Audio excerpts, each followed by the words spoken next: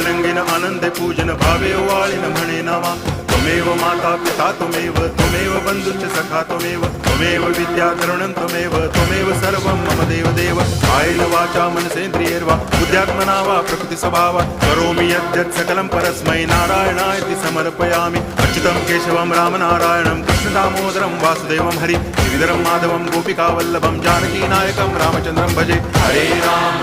Ram